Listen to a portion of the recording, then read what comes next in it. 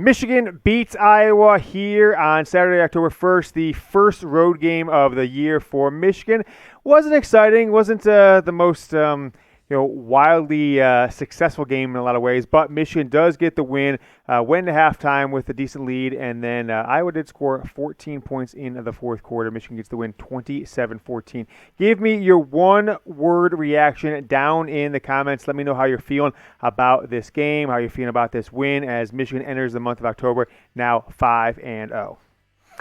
I am your host, James Yoder, here with the Chat Sports Michigan Football Report. Instant reaction after the Wolverines go on the road to Iowa City, the place where top 5 teams go to die, according to the stats, according to Jim Harbaugh. 5 of the last 6, the Hawkeyes have won against top 5 teams going back to 2008, but Michigan gets it done, covers the spread, all right, and almost, with that late Iowa touchdown, almost hit the over there. The over-under was 42, so that the under hits by a point, but Michigan does cover that 11-point spread. J.J. McCarthy, Michigan had a nice first drive, but really turned into the Blake Corum show. Corum over 100 yards in the first half. Really probably carried a little too much for my taste in the second half without a ton of overall success. So Corum at halftime had just over 100 yards, but 16 carries early on. I thought Donovan Edwards could be involved a little bit in this one, and we're going to go over that. So I'm going to give you my 5 instant reactions to this game, look at a few stats and some other things, but since Michigan survived a close one, and because we have been bombarded with trolls from Iowa all week in the comments on our shows, give me a go blue in the comments if you're a Michigan fan, like that Michigan got this victory. And hey, won for the first time in Iowa since 2005 after 4 straight losses, and avenged the 2016 loss where it maybe have cost Michigan their first college football playoff appearance.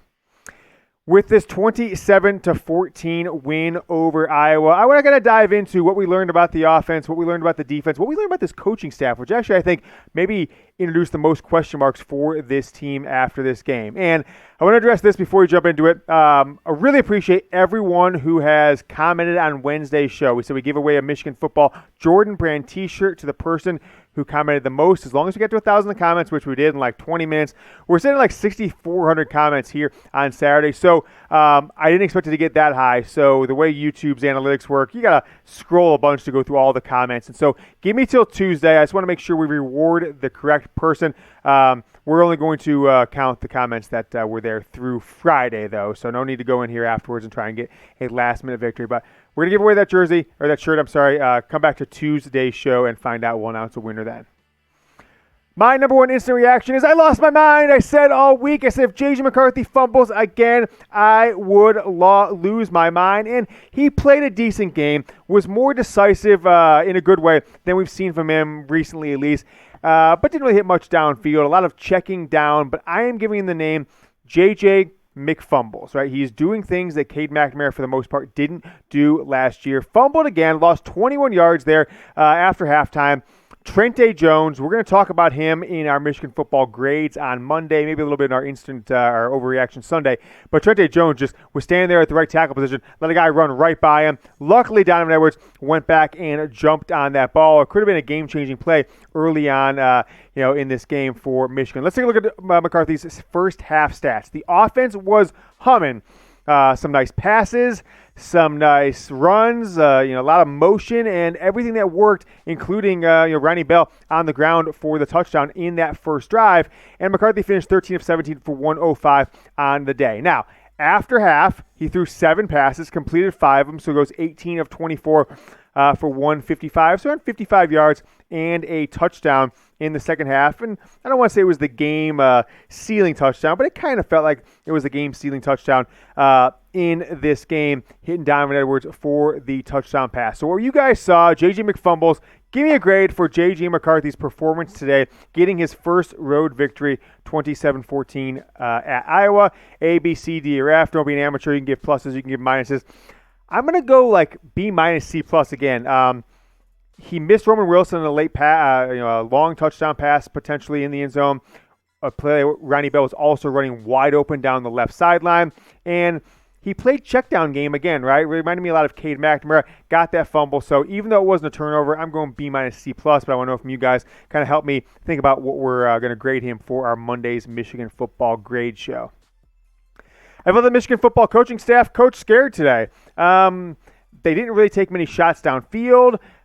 They didn't go to other running backs. They worked Blake Corum again. Donovan Edwards got involved in like the second quarter, and then that touchdown catch, late in the game. But I felt they coached scared.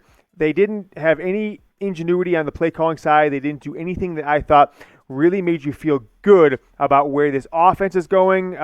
Certainly didn't stop Iowa from scoring in the second half. And if you take out a bunch of different plays that Michigan, or calls by the reps that Michigan probably had in their advantage, whether they deserved it or not, this could have been a closer game. But alas, Michigan does get the victory, 27-14. They covered the spread on that one.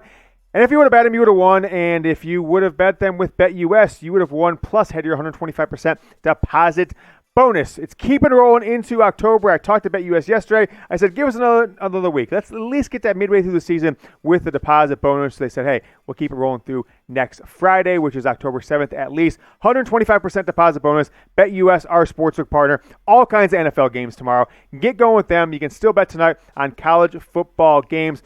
Chatsports.com/GoBlue. You got to go to the website, use that promo code GoBlue with no spaces. Get going with BetUS. It makes the games more fun. I haven't bet this year as much as I typically do in the half, but I have definitely liked betting on Michigan throughout this year. It makes the games even more fun. Makes me think I feel like I know a little bit more about the team when I win.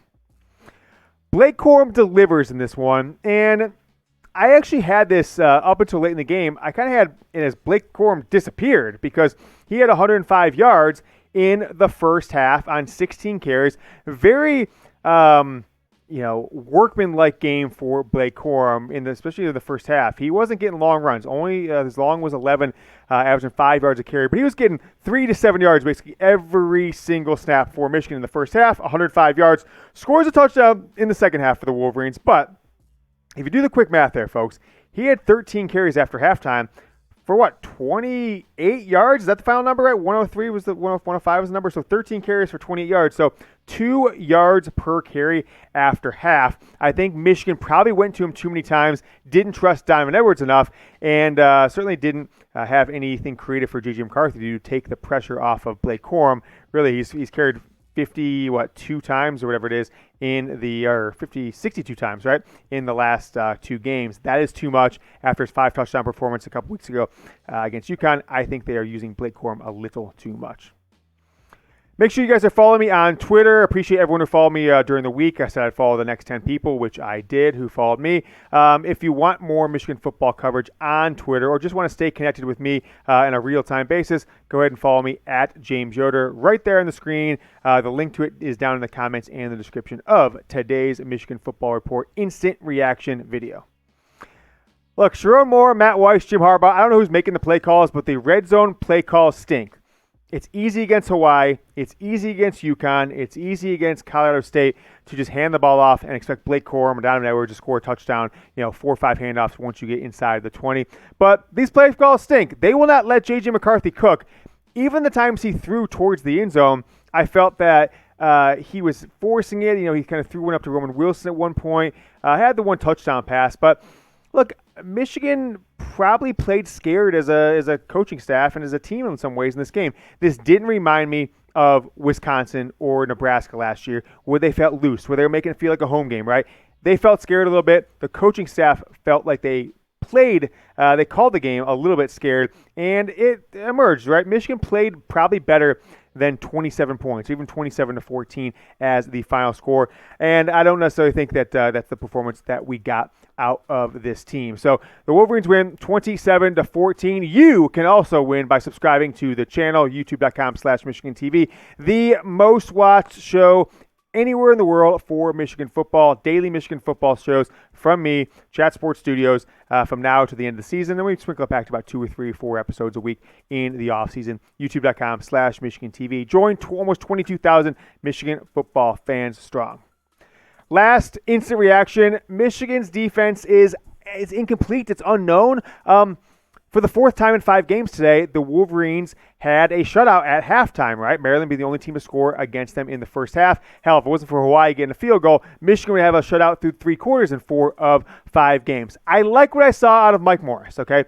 I did like what I saw out of Michigan's defensive end. He had a couple sacks. He had a couple QB hits. 3 tackles. Those 2 tackles lost clearly his sacks. I also liked what I saw out of the newly named Eyabi Oki, right? Formerly Eyabi Onoma. He's changed his name to Eyabi Oki, the 5-star 2018 player out of Baltimore, same high school as Blake Corum and some others.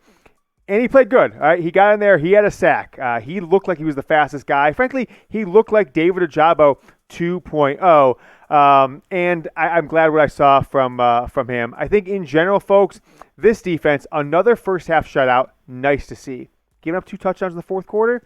Maybe not, right? When Iowa actually it felt like a Lloyd Carr offense in some ways. Like when they decided to throw the ball, Iowa, like their quarterback ended up with a pretty decent game. I'll take a quick glance at his stats. Spencer Petras, 21 of 31, 246 and a touchdown. Okay, so that's not bad, plays given what he had done coming into this game so far. But what did we learn about this defense? I don't know if we had learned anything at this point on what this defense is.